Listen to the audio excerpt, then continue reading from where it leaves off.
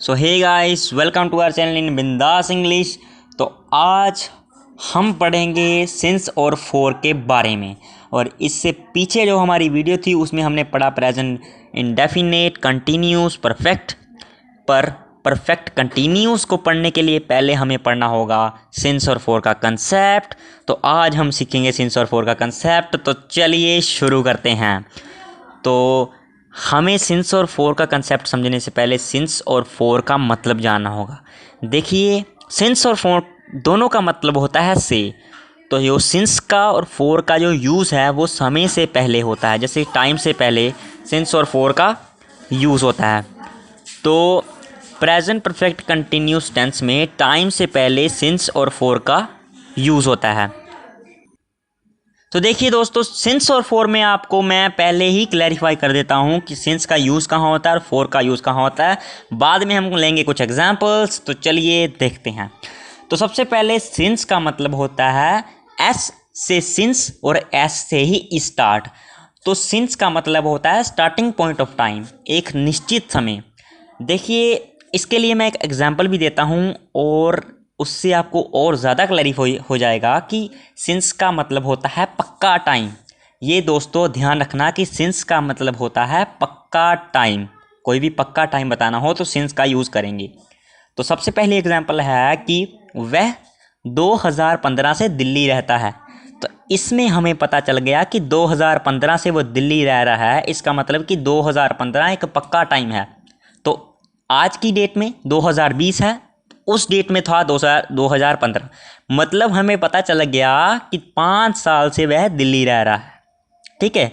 तो सिंस का मतलब होता है कोई भी पक्का टाइम बताना किसी भी एग्जाम्पल से। जैसे एक एग्जाम्पल और भी है, जैसे कोई भी हम दुकान से जो है पैकेट वगैरह परचेज करते हैं तो इस पे लिखा होता है सिंस 1999, सिंस 1998 वगैरह वगैरह। तो उससे हमें क्या पता चल जाता है कि मैन्युफैक्चरिंग डेट पता चल जाती है कि पक्की मैन्युफैक्चरिंग डेट कहाँ है। तो वहाँ पे हम क्या लगाएंगे? सिंस। सिंस क्या होता है? पक्का टाइम। तो ये याद रखना। और जो फॉर है वो भी, उसका भी जो यूज़ है वो टाइम से पहले होता है प्रेजेंट परफेक्ट कंटिन्यूस टेंस में, पर वो बताता है ड्यूरेशन ऑफ टाइम। देखिए, आप ऐसे भी इसको मेमोराइज कर सकते हैं कि सिंस जो है उसका थोड़ा मैथमेटिक्स वीक है और वो सिंस जो है वो एक पक्का पर्टिकुलर टाइम बताता है, लेकिन फॉर जो है वो ड्यूरेशन ऑफ टाइम बताता है कि कितने समय से वो चीज़ होती आ रही है, लेकिन वो बताता है समय की अवधि। तो इसके लिए हम इसको कह सकते हैं कि फॉर जो है वो कच्चा समय बताता है, वो कच्चा समय बताने में माहिर है। तो इसके लिए मैं एक एग्जांपल भी आपको देता हूं। जैसे वह 2 घंटे से खेल रहा है। अरे भैया, 2 घंटे से तो खेल रहा है, पर कौन से 2 घंटे? 4 बजे के, 5 बजे के, 6 बजे के, 7 बजे के, 8 बजे के, कौन से 2 घंटे? ठीक है। तो हमें ये भी पता होना चाहिए कि कौन से 2 घंटे से खेल रहा है। हमने तो कह दिया भैया कि he has been playing for 2 hours. भैया कौन से 2 आवर्स? 4। इसलिए ऐसे समय में जैसे वहाँ पे आवर्स की बात हो, जैसे वहाँ पे समय की बात हो कि इतने बजे से वो खेल रहा है, खा रहा है वगैरह, वहाँ पे हम कच्चा समय बताने के लिए फॉर का यूज़ करेंगे। तो इसके लिए मैं आपको बता दूंगा कि सिंस कहाँ कहाँ लगता है, फॉर कहाँ कहाँ लगता है, और आपको उसमें कन्फ्यूजन भी नहीं रहेगी। तो जब भी समय का नाम जैसे 2 o'clock, साल का नाम जैसे 2015, महीने का नाम जैसे जून, तारीख का नाम जैसे 29, ऐसे वगैरह पर्टिकुलर टाइम हमें बताए होंगे, पक्का समय बताया होगा, तो हम लगाएंगे सिंस।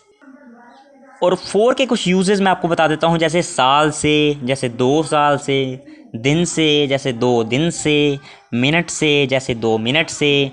भैया इसमें टाइम, देखिए इसमें हमें समय का क्लैरिफाई नहीं किया गया है कि हमें सिर्फ ड्यूरेशन बताई गई है। हमें ये नहीं बताया गया कि कौन से 2 साल से भैया, कौन से 2 दिन से, कौन से 2 मिनट से। बस हमें बता दिया गया कि 2 साल से, 2 दिन से, 2 मिनट से।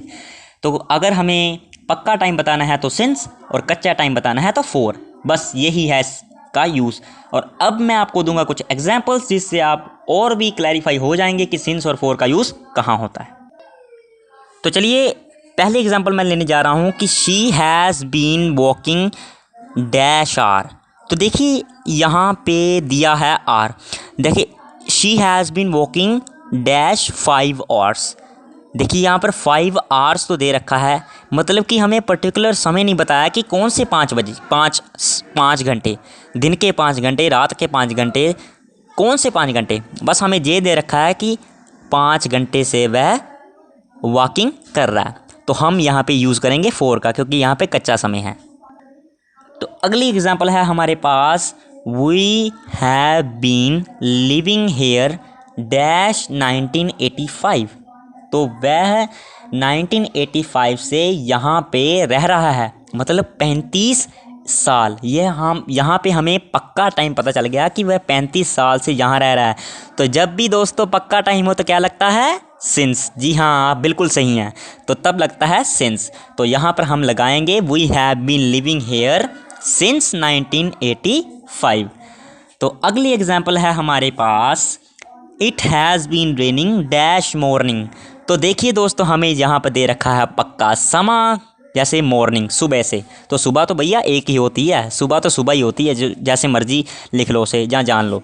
तो यहाँ पर हम यूज़ किसका करेंगे, पक्का समय, मतलब सिंस का। जी हाँ, बिल्कुल सही, it has been raining since morning. तो अगली एग्जांपल देखते हैं दोस्तों, ये है the childrens are playing dash 2 hours. तो देखिए दोस्तों यहाँ पर इन्होंने एग्जांपल दी है कि 2 घंटे से बच्चे खेल रहे हैं। भैया कौन से 2 घंटे, सुबह के 2 घंटे, शाम के, दोपहर के, रात के, कौन से 2 घंटे। इन्होंने ये नहीं क्लैरिफाई किया कि कौन से 2 घंटे, बस इन्होंने कह दिया कि 2 घंटे से खेल रहा। तो जब भी कच्चा समय बताना हो तो क्या लगता है, बिल्कुल सही, 4 लगता है। तो हम यहाँ पे करेंगे 4 का यूज़। तो बन गया the children are playing for 2 hours. तो ये थी कुछ एग्जांपल्स जिससे आपने क्लैरिफाई किया कि सिंस और 4 का यूज़ कहाँ है। तो अगली वीडियो वो आ रही है हमारी प्रेजेंट परफेक्ट कंटिन्यूस टेंस पे, तो जल्दी से तैयार हो जाइए हमारी वीडियो को देखने के लिए। अगर वीडियो अच्छी लगी तो उसको लाइक कीजिए, कमेंट कीजिए और शेयर कीजिए, और हमारे चैनल को सब्सक्राइब कीजिए। Thank you very much.